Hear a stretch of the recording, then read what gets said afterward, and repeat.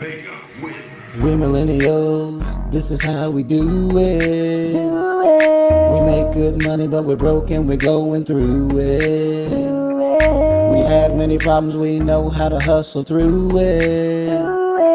Millennials run the world and we're here to prove it. We're millennials, this is how we do it.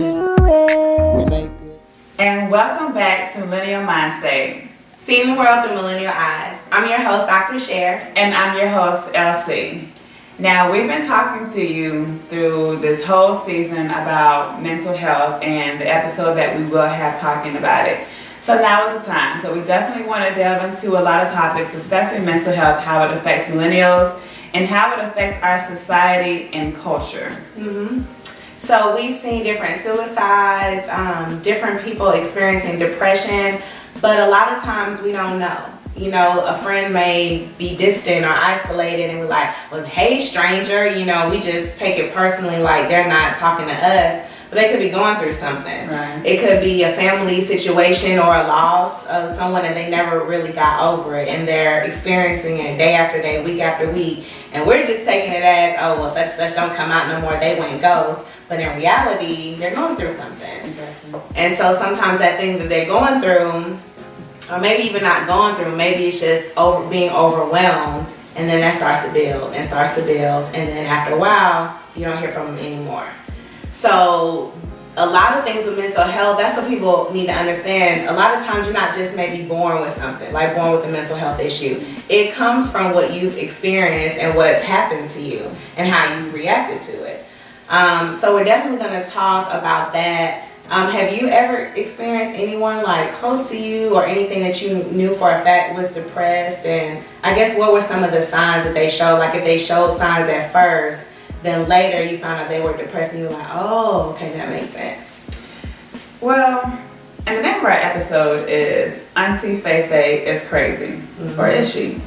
And a lot of times in our community, when you have erratic behavior, you're silly, or just kind of out of the norm, you're always labeled crazy. Right. If you just do stuff against the norm, oh, she crazy. Oh, yeah, she crazy. Yeah. And sometimes that person may be dealing with the mental disorder, so sometimes it's not to be taken lightly. Right. Especially if you notice behavioral changes, where you notice this person may switch personalities very quickly.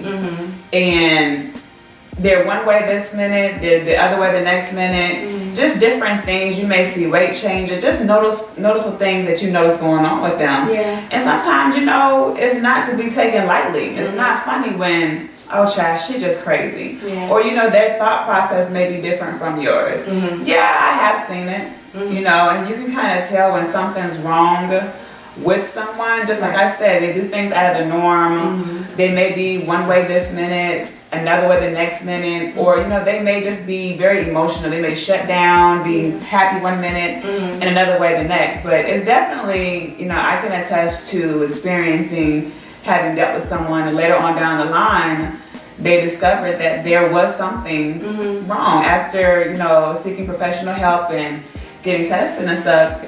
There it was. Sometimes when people are saying like, yes, something's wrong with her, it's true. Right.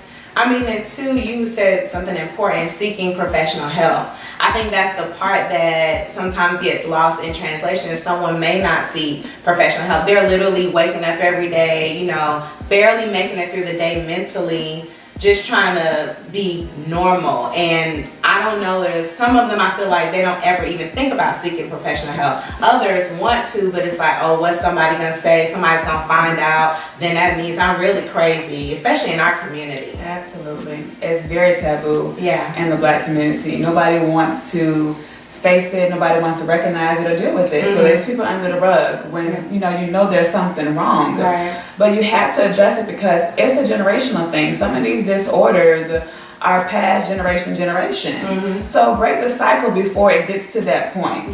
So you're not always saying so and so is crazy. So and so it really is. But you sat here and thought it was funny and it's not. And then people around your family have to deal with that behavior when you could have sought help. Right. And a lot of millennials shy away from it too because we don't want our deductible to go up. Right. And you know, it's always been taboo. So now with everything that's happening in the headlines, people are really starting to step back and say, you know what, I think there's something wrong. And I had to have this conversation with my mom in regards to what I was experiencing. And I had to, you know, a lot of people be like, ain't nothing wrong with you, it's in your head. Yeah. What you mean you depressed or you dealing with anxiety, ain't nothing wrong with you. And sometimes you have to make people listen like, look, something's wrong. Right. I feel this way one minute, I feel that way. I already told you I suffer from anxiety. I know I know for my pressure to be sitting up here, it's not normal. Yeah, it's not And healthy. for me to experience lightheadedness, it's not normal, it's not healthy. So I'd rather talk about it instead of sweeping it under the rug. Ain't nothing wrong with you, something is wrong. Make people listen. I think talking about it, that's the key, because I mean, I know sometimes, like, especially with millennials, we're all busy, everyone's so busy, we have so much stuff to do. So I know sometimes people will go through stuff like, well, I'm just gonna give her space, I'm just gonna give such her space. And I mean, I'm not trying, it's situation, I'm not trying to say one, you know, solution is better than the next, but what if you did give such and such her space, but that's not actually what they needed. Sometimes a friend needs you to pull up on them. Pull up on them and be like, what's wrong with you? I'm knocking at your door, you look crazy, you got your bonnet on, what's going on? Because you haven't answered calls, I haven't seen you in weeks. And that alone, literally, that could have been because a lot of times they'll get in their head like nobody really cares. You know what I mean? So I guess, you know, make sure you guys engage below. What do you do when you kind of see a friend, you know, being distant? I know now it's a hashtag check on your strong friend, check on your strong friend. I think after one of the most recent highly publicized suicides earlier this year. But what do you actually do? Do you kind of give them their space? Or, you know, do you kind of pull up on them? I mean, I know me, I'm crazy. I'll pull up on you for anything just about, so. Yeah. But we'll be talking about several topics, the signs and symptoms, the different types of mental disorders, and how to prevent them and how to cope. So we do have our special guest. Yes. So we have Brittany Hardy today. She is a licensed marriage and family therapist. She's so amazing, y'all. I met her probably some years ago, and she was working in that field, and now she has stepped out on her own and opened her own clinic. And I think that's beautiful because she's very down to earth. So that's kind of another myth, you know. People like, well, I don't want to go talk to nobody, they're gonna be looking at me on the big couch. And really what they're saying is they're scared, and they're saying they're intimidated, and they don't, a lot of times you don't see someone who looks like you giving this mental health advice. So it's like, well, I don't want to talk to them white folks, and they got something to say. It's like, it's not about gender or color or anything, it's about health. So she is really amazing. She's going to talk to us today. We're going to have a real conversation about mental health. So stay tuned for our guest. We're millennials, this is how we do it. We make good money, but we're broke and we're going through it. We have many problems, we know how to hustle through it. Millennials run the world and we're here to prove it. We're millennials. Welcome back. We want to reintroduce our guest, Brittany Hardy. She is a licensed marriage and family therapist. Brittany, welcome. Thank you so much for coming. Thank you guys for having me. Awesome. So we are definitely here to talk about some real topics about mental health. We have a licensed professional, so we're gonna get right into it.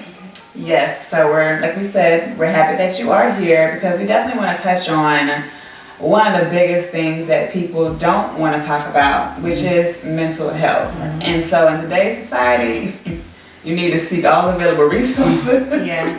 You need to talk to somebody. There's just too much going on. So I do want to ask you some questions. Okay. So tell us a little bit about your journey and what made you get into the therapy field. Well, I knew I've always wanted to work with people. I'm like, I need to do something. I want to work with people. And so in undergrad, I decided to, go into psychology. I was a major, that was my major in undergrad. So I met a professor there, and she really kind of showed me the world. She's a licensed marriage and family therapist as well.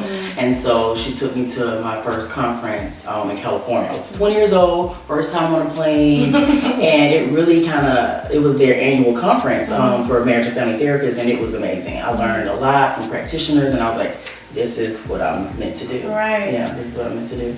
And so yeah, it started kind of there, and then since then just I worked at psychiatric hospital. I became the director before the age of 30. I was the youngest director there. Wow. So it's really been overall a really great experience. I've learned so much about working with clients and definitely working with just other counselors in general. So yeah. Look at you making strides. The youngest, that's impressive. Yeah. That's awesome. Yeah, it was at the time I was like, oh, this is really happening. But it's really a really great experience. Yeah. I had been there. I was actually an intern at the facility, so I went from intern to director within like 6 years. So, Wow. Yeah. So how did you cope with being under 30, taking on such a major accomplishment?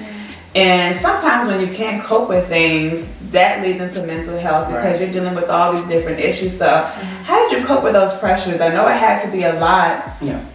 Almost 30, a director of a facility. Like, kind of explain how you handled that, plus your own personal life and the things that you had going on. Well, definitely self-care. That's one thing that's huge with clients, with therapists, everybody. Self-care. You have to take care of yourself. So I love massages. And I like to travel, so definitely taking trips. I used to get massages all the time. I actually went to therapy at one point because I went to the role of being director. So the colleagues that I had became my employees. So I was their supervisor. So that was a difficult transition. So I went to therapy myself just to help me get through that transition. Because, you know, stress is always there. And how we cope with it, like you said earlier, really does impact how we get through things, how the outcome. So going to therapy myself really helped me get through that time period, really acknowledging that I deserve this. This is what I want. Like I've been there for 6 years or for about 5 years at the time already. And you know, this is what I'm meant to do and I excelled at it. Yeah. Awesome. Okay. What are some things that can cause someone to have a mental breakdown? Stress. Stress is huge. Stress, because even trauma. So trauma is a stressor. It's a stressor on our body. So we are all wired differently. So basically, when something happens, a traumatic event, it's that we're not able to cope with it in a way where we can get back to our baseline. You know, and so when some kind of trauma happens, sometimes it affects people where they're not able to cope, right? Either because of their past experience, because they just don't have those coping skills at the time, and it caused them to have a mental breakdown. So stress is the #1 leading cause for even medical conditions, anxiety, even depression. So stress is the #1. Yeah, I've seen someone have a mental breakdown. Like I didn't know what was happening, and they had a mental breakdown. I was like, oh my gosh, what's happening? Like I don't know, but call the police. And it was a very physical thing. They were I thought they were having a seizure basically. They were shaking, crying. I mean, their whole body just trembling, and it was really scary. It was really scary. And honestly, after that point, that person made some changes. I guess they eliminated some stressors and just smooth sailing after that. But whatever was triggering, I mean, it had a very physical impact, and it was scary. It was scary to see. Yeah. One thing that we talked about at the facility where I worked was before every patient discharges, they have to have a crisis safety plan. And on the crisis safety plan, it talks about that. Like, what do you do when you get to that point? Like, what can you do to calm yourself down? What can you do? And that's part of the coping skills part. Like, what can you do to get you back to that baseline? And that's, people have a difficult time with that because they don't know. You know, they have to figure it out. They have to really think about like, okay, what makes me happy, what I enjoy, you know, to think about those things. So, and in the moment, it's really difficult to do that too. You have to remember that. I'm having an anxiety attack, but I have to remember, okay, I have to use my coping skills. I have to deep breathing, I have to count or call someone. So, yeah, it's very important. Yeah, I've experienced someone having an anxiety attack too, and it's like you just kind of like, what do you do? You know, do you call the police? Do you want me to call your mama? You know, what do I do to help you? And so you just kind of have to talk people through it. You know, like you said, breathe, because they'll work themselves into something else. You know, and it'll be a physical thing, and so definitely. Talk about how millennials are dealing with mental health or not dealing with mental health. So like what do you see in the millennial culture when it comes to that? Well, I see that millennials are making more of an effort. I think that, you know, because of just where we are right now in 2018, people are having more discussions about it. So even celebrities like Michelle Williams, she came out, she's talking about it. So it sparked more of a dialogue. So I do feel like millennials, we are reaching out more people are coming to see me, a lot of millennials, even like getting therapy with their relatives or their mom. They'll bring their mom to therapy and being, an adult, bringing their mother to therapy. So I think that it is a shift that's happening, and millennials are having more of a dialogue and reaching out more. That's awesome. Yeah, that's good. I think it's great. My mama not coming to you. I know. When you go with me, she be like, read the Bible. That's your therapy. And that's why, so many millennial people in society generally have these issues because people don't want to sit down and talk about it. Like, let's address it. Right. Let me go with you to support you because, your method may not always be the right method. Exactly. I read the verse, I read the Bible, and I just need some more help. Right. A little bit extra. I read something, it was a meme, one of my colleagues posted, and it said something, it was at a church. It was like, you can have Jesus and a therapist too. Oh, that's good. I love that. I was like, that's good. Yes, that's true. That is, and some people need to hear it for real. Right. What are some signs of depression, and I guess what advice would you give someone that is kind of going through that, having a hard time coping in life? Just what advice would you give? So basically the symptoms of depression, just loss of appetite, isolating themselves, lack of interest in activities, things that they were doing before, poor concentration, poor insight, they kind of don't know what's wrong, and suicidal ideations, which is huge. Yeah. So a lot of people have thoughts of harming themselves, and constantly. Sometimes people have those thoughts and they're kind of fleeting, they'll have them but they won't. But the constant, having thoughts of harming themselves is a really huge indicator of depression.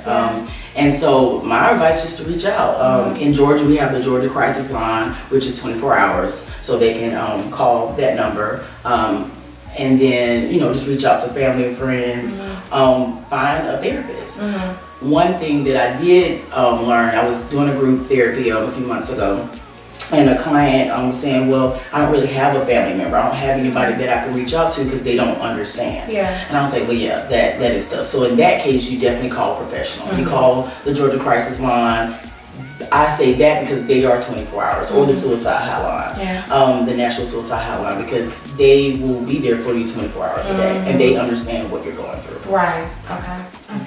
In your field, there are several hundreds of different types of mental illnesses. Right.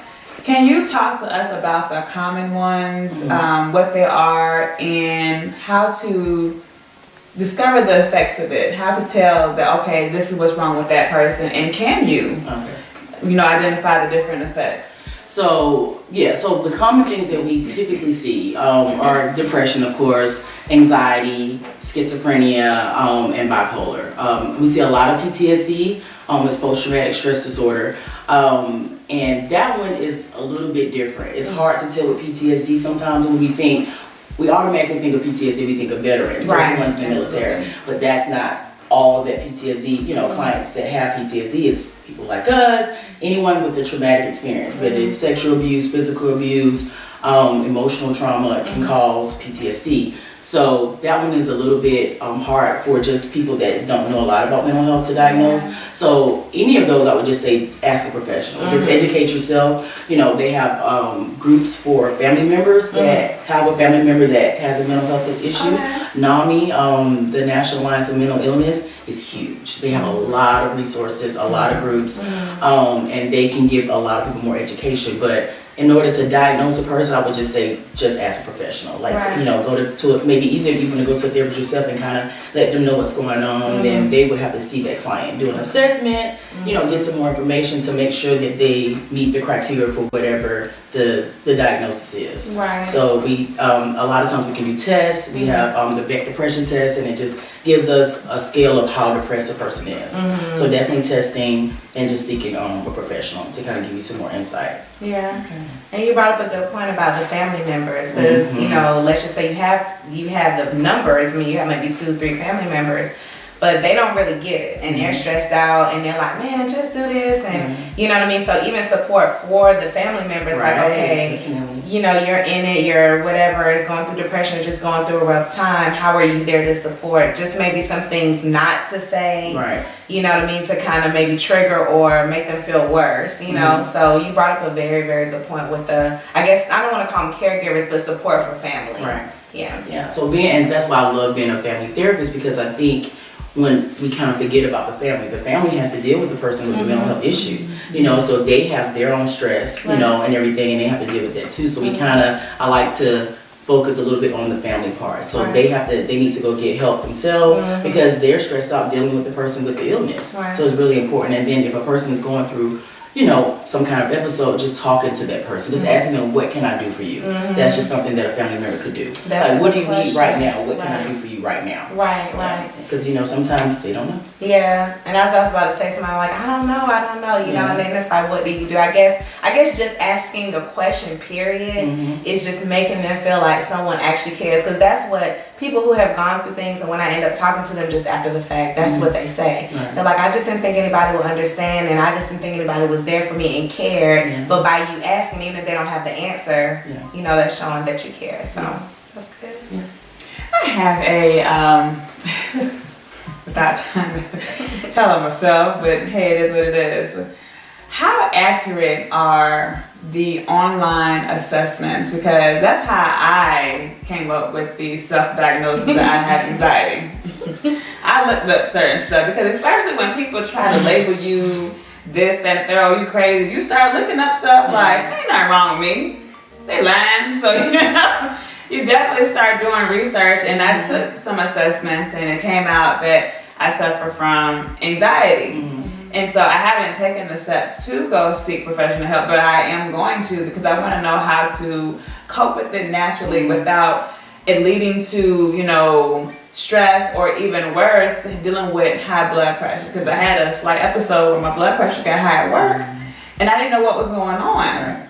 You know, I was lightheaded, I couldn't walk straight, I was leaning to the side, I went and ate, and it lasted all day long. And then I realized after talking to my sister who was an EMT, she was like, you've gone through a lot in 3 weeks. You've been running. You had death, you've had a funeral you had to attend.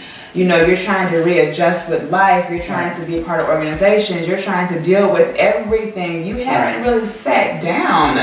And then when I did, my body kind of was like, whew, about to go into shutdown mode. So how accurate are these online assessments, and are they beneficial?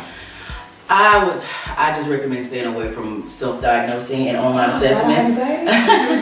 You know, because at the end of the day, you don't, like your sister said, like it could have been just that brief event, or certain events kind of bring, you know, trigger you. So I would say definitely seek a professional if you want that accurate diagnosis, because online, you know, we don't know who makes these tests up. You know, they could be licensed or not. So I would just stay away from that. And then just seeking professional help would be beneficial. So yeah. No more online. No more online.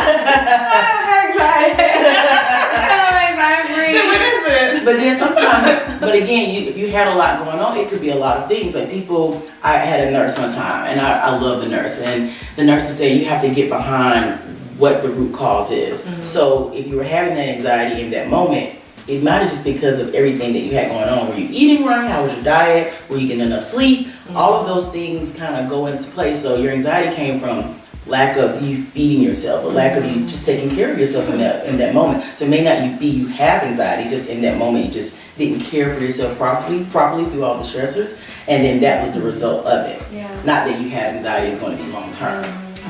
That makes sense. Yes, indeed. That is deep. Sleep, what's that? What's sleep? Sleep is important. We have to get it. We have to How many hours I'm rolling with 4 now? Is that cool? You know, 4 is good for today, but long term, Oh. a little bit. We need a little bit more than 4 hours. Some people, they feel like they thrive off on it, but research I don't thrive off of it. Yeah, some people feel like they do. I'm not the one. I need at least 7 to 8, 6 minimum, but 7 to 8. But I don't have kids either, so. Oh, girl. So what advice would you give someone who's interested in getting into the therapy field? I would let them know initially, if you're in the field for money, don't come. You can, it just takes, some time. You could, and that's not the right reason to get in this field, because it is a lot of, emotional, it can be draining sometimes, And so just knowing self-care is huge. So I would tell them, don't get in it for money, self-care, please take care of yourself. And then also find a mentor. So early on when you're getting started, because it's really, really important to have someone that can give you some kind of guidance. Because we can work in the jail, you can work in a hospital, you can do private practice. There's a lot of different avenues. You can do research. So just finding a mentor early on. That's important. Are you seeing a shift in the way that minorities view mental health and therapy? That's a tough question. When you guys were talking about that earlier, I thought about that. I do see somewhat of a shift, but I think we still have a long way to go. Because a lot of people in the minority community, definitely the African American community, are reaching out more, but they still have this idea of the taboo. It's taboo, and that's just because of our history in this country. Any sign of weakness, you would get killed. It's back in the day. And so now we have this exterior, we have to be tough, we have to be strong. So even having, a mental health issue is a sign of weakness to some people. So they don't want to talk about it. Family members don't talk about it. So they keep it under wraps. And clearly we know that's not healthy. But it's somewhat a shift, but we still just have a lot more room. And I think it's just because of lack of education and resources. Even in the city like Atlanta, we have resources, but clients don't always know where to go, or it's a long line, you have to wait because it's a walk-in clinic. So it's a lot of different barriers. Right. Or even they have myths about the cost, It's very expensive. I know it's gonna cost a lot. It's well, just go see. It may not cost a lot, Because a lot of even therapists have sliding scales. Yeah. They do some pro bono work and stuff, so people still should reach out. Right. So what steps did you take to open up your own clinic, and just describe your emotions during the process? So definitely fear behind it, because I was just wondering, am I going to be successful? Are clients going to come back? What's going to happen? But as far as setting up the clinic, I was thinking about initially at the beginning, what is the need? What do people need that's lacking right now? And so my vision for the Hardy Clinic will be a wellness clinic, and so we'll have spiritual healers there. We'll have some Reiki therapy, yoga, meditation, along with therapists and a nurse and a psychiatrist there, a nutritionist. I want people to be able to get healthy in every area, and not just mentally. Because think about it, if let's say anxiety, I'm stressed out and worried, but then I haven't eaten all day. How my mood is going to be elevated, my mood is going to kind of change. And you have to, I didn't get any sleep last night. So I'm going to be kind of cranky. I'm going to be stressed, so everything. We need, nutrition, diet, exercise, everything to really be a healthy person. Right. So. It makes such a big difference. Just like you say, when you don't eat and lack of sleep, you can physically feel it, So it's very important, like you said, self-care. We also have an episode talking about self-care, self-love, all of those things. But tell us how to prevent these mental disorders, the ones that are preventable, and how to seek help. So basically, again, with the diet and exercise, so even it's meditation, 5 minutes a day, just taking time to kind of check in with yourself to see what's going on, making sure you're eating a proper diet, positive affirmations, and just being positive. That is something that's huge. It's easier to be negative and kind of harp on the negative things, but just being more positive. If you're in the moment, you're having a bad day, something's going on, but just letting it go, moving on. And then reaching out for therapy, basically, if you have insurance, you can call your insurance company. They can give you a list of providers that are covered under your insurance, and the copay kind of ranges. And then just reaching out. It's a huge movement. It's called Therapy for Black Girls. And so I'm on the directory on that site, and they have a large database of therapists all over the country. So that it's pretty amazing. So they have a lot of things, a lot of therapists for people of color now as well. So it's kind of a huge shift, which is pretty great. That is amazing. Yeah. That's really good. I have one last question. Yes. Is it okay to talk to yourself? Because I talk to myself, Okay. you know, and so Yes. I just want to know that is that healthy? I feel like everybody does in a sense. You know, when you're having a bad day, you go in the bathroom like you can do it. It's you go. You rap it to yourself too? You is smart. You is kind. You is beautiful. So is that okay? I talk to myself. Yeah. Just want to make sure. Yeah, I think it's fine. I think it's healthy to talk to yourself. Like, Okay. you know, you get to just, give yourself a pep talk and calm yourself down. Of course. As long as I don't answer myself back, then it's not a problem. When you start hearing someone respond back, That's a problem. then you may need to get some professional help. You may need to come see me. Right. Brittany's like, okay, So I just have one last question. What do you want people to know about mental health therapy? What gems do you want to leave with us? Basically, just get help. If you feel something is going on, please reach out and be open to the process. Find a therapist that you really have a good relationship with. You can build a good rapport with, because that's important. If it's like trying, buying a new pair of pants, you need to find something that fits. You need to find a therapist that fits. So be open to the process and find a good therapist. That's great advice. Well, Brittany, we want to thank you so much for tuning in to part one.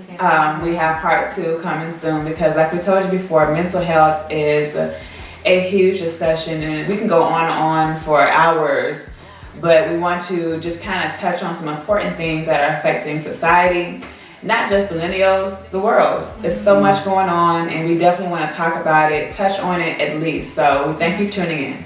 Thank you, Brittany. Thank you. What you're doing is so amazing. We appreciate you. And you can find us where? www.millennialmindstate.net, and it's all the W's. millennialmindstate.net, and on social media at Millennial Mindstate. Make sure you share, make sure you comment, make sure you just engage. Any questions you want to ask that you have for Brittany or Elsie or myself, please post below. Thank you. And Brittany, where can they find you? Yes. So my website is www.brittanyhardy.com, and that's where you can find the Hardy Clinic. We're located near Little 5 Points in Atlanta. And she's also on Instagram at the Hardy Clinic. So look her up, add her. If you need anything at all, you have all the resources. We'll list them below. So thank you for tuning in. We're millennials, this is how we do it. We make good money, but we're broken, we're going through it. We have many problems, we know how to hustle through it. Millennials run the world, and we're here to prove it. We're millennials.